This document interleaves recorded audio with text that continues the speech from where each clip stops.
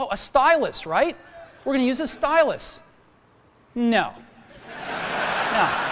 Who wants a stylus? Hey, what's up guys? I've got yet another update for you as more and more leaks are collecting before the final release of the new iPhones just next month. Got a couple weeks to go. Can you believe it? I'm so excited. Mostly for the Apple Watch 4 and the new iPads, but the iPhones will be a hoot as well. So we've been working on some new renders. As you know, we have been building a new render PC. It's not without its difficulties, honestly, going through some issues, but otherwise it is an absolute beast. And I'm so excited to boost the quality of our renders going forward on this channel. And I'm already seeing the difference. 32 cores of raw power. So anyways, in this video, let's go ahead and cover all the latest news, and there is quite a bit. So we're going to be talking about the release date, actual pre-order date, and in-hand release date of the new iPhones. There's a new mysterious possible iPhone SE 2 model, and everything in between, including some new futuristic patents Apple is working on. Even he wants in on the iPhone leaks. I don't know what he's been up to, but he stops by and says hello once in a while. So I got a new color here, the space gray on the 6.1 with even more detail. The lens looks a little different. So I wanted to start with these latest concepts from Apple iDesigner. He decided to share them with me, and I wanted to show you them in case you haven't seen them.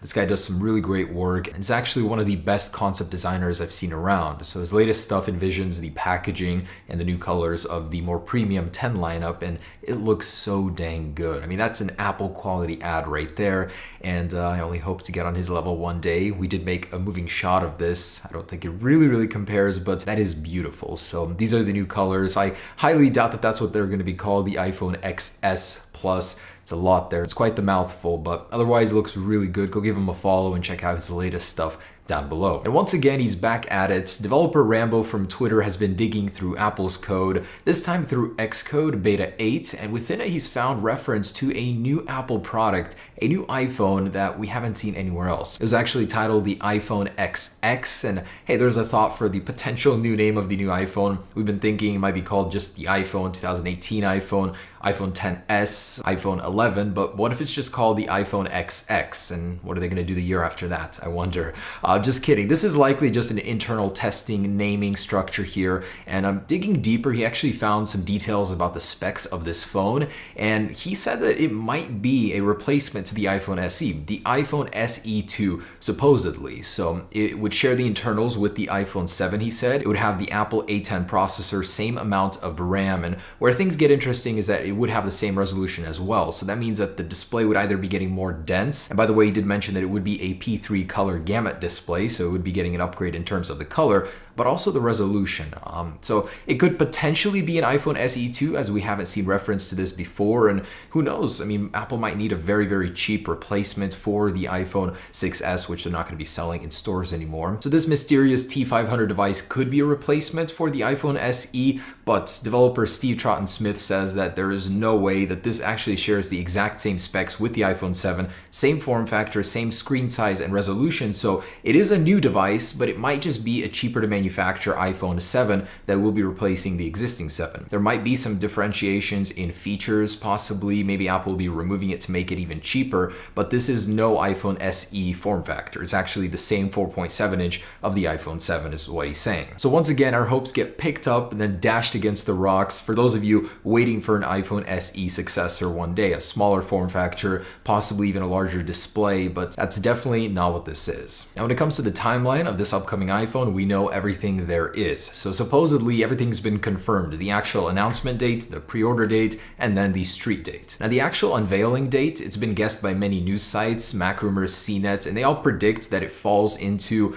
between the 11th and 12th of September. Now BGR, a news site, is reporting that many PR firms are actually sending them information saying that there's a major embargo for a major product coming up that's dropping on the 12th. So theoretically, the unveiling date is on the 12th, and there's been so much evidence and just supporting theories that are saying, yes, it's true, the 12th is when Apple's going to be announcing it. And that means we're going to be seeing a formal announcement here within a week or two, before the end of August, where Apple's going to be sending out the invites since it's that early in the month. And now a German news site is saying that German mobile carriers are preparing for pre-orders of Apple's new iPhones on September 14th, which is a Friday, and which perfectly falls into the schedule that they've done many years before. Friday tends to be a very good pre-order date. So with a launch date on Wednesday the 12th, we're going to get pre-orders on the 14th, which is a Friday, and the following Friday on the 21st, they're saying will be the actual in-hand launch date. Now, previously we heard some details that the iPhone 6.1 inch wouldn't be launching until October. Apple would be pushing that back, but you will be able to get the OLED models first. So that's unknown if that comes into play here, but they're saying officially 21st will be the street launch date. Yet again, we've got some great news regarding this year's iPhones from Economic Daily News of Taiwan. They're saying and corroborating a report earlier from TrendForce that the OLED 6.5 inch and the 5.8 inch models of this year will be supporting the Apple Pencil. And that's something I'm very excited about. It'd just be great to take notes on the iPhone with an iPhone supported official pen. You know, there are many styluses out there, but it's not the same as, of course, Apple's, which is pressure sensitive and whatnot. They're also saying that the 6.1 inch, the LCD model, will not be getting this technology. Unknown if it's just to sell those more expensive models or whether or not the LCD is a limiting factor here and they're not able to implement that technology, but you know, on the iPad it's LCD, so they should. I think it's just a power play, so you'll have to buy the more expensive model to get that feature. I still think that Apple will be doing some sort of smaller version just for the iPhone, and they'll have a sleeve where you can easily pocket it just so you don't lose it. They're definitely going to have that covered. Either way, I'm excited, but online I've been seeing a lot of backlash saying Steve Jobs wouldn't want this. I mean, in fact, he said this on stage before. So what are we going to do?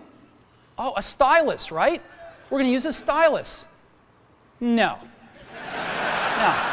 Who wants a stylus? Honestly, times have changed so much that it's not so much as a navigation tool. You don't need it to operate the phone. It's just for getting that creativity, that sharp precision for many applications such as drawing that you wouldn't be able to get otherwise. Why not have it? For the people that don't want it, don't buy it. You don't need it to operate the phone, but for the people that want it, it's definitely great to have it as an option. Now, this year's iPhones will charge even faster. This is something we've heard before, but now it's being confirmed by another source, China Times. They're saying that because of a material change on the actual wireless charging coil, there will be less resistance, and thus Apple can actually raise the charging rates without overheating and thus get your iPhone to charge faster. So this is great news. I love that many manufacturers are pushing faster charging all the time. Qualcomm namely, and OnePlus, and now Apple will be joining that train as well. And to be more specific, the material they used to use or using right now in the 2017 iPhones is FPC, otherwise known as ferrite polymer composite. They are switching to an entirely copper coil, so that means that there's less resistance and less heat. And I honestly think that that's why they delayed AirPower for so long, just because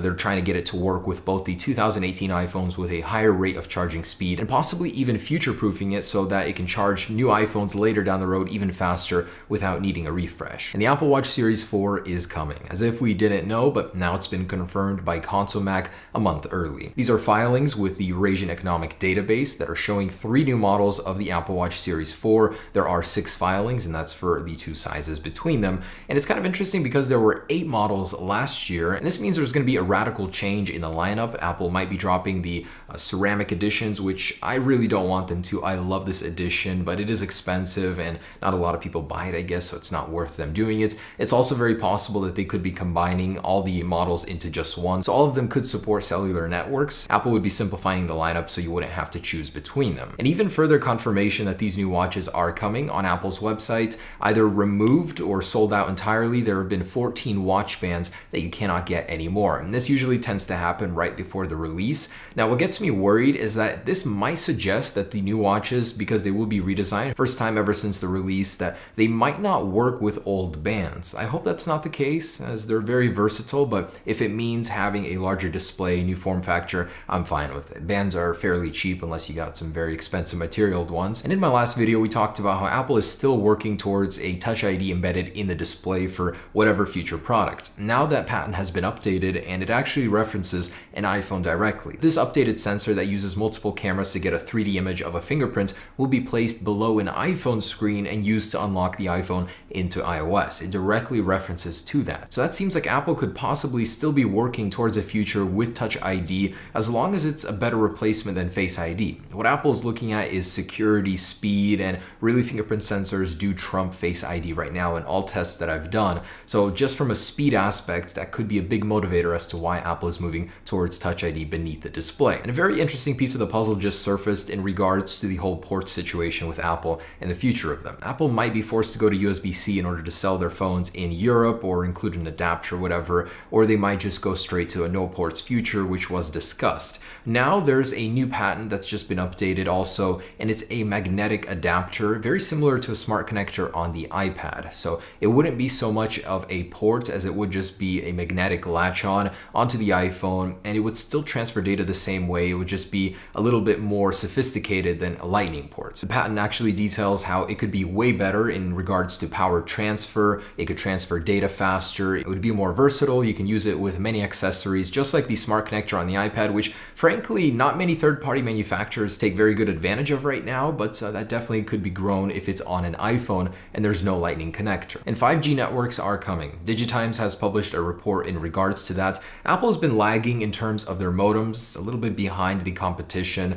We've already got gigabit modems on many of the Samsung products, but Apple's still stuck at 600 or below megabits. Now, DigiTimes is expecting that in 2021, many phones will start adopting 5G networks, possibly Apple, and by 2022, 97% of phones will be capable of 5G speeds, and I'm very excited for that. So we've got just a few weeks to go. I'm very excited, and by the way, I'm going to be reaching 6 million here hopefully soon, so I'm thinking about doing a Q&A, possibly another giveaway to share with you, give back a little. So stay tuned for that. I'm so excited for this year's release. The Apple Watch Series 4 sounds amazing, and the new iPads. Of course, the new iPhones will be great as well. It's all around going to be a very exciting month, so stay tuned for any and all updates.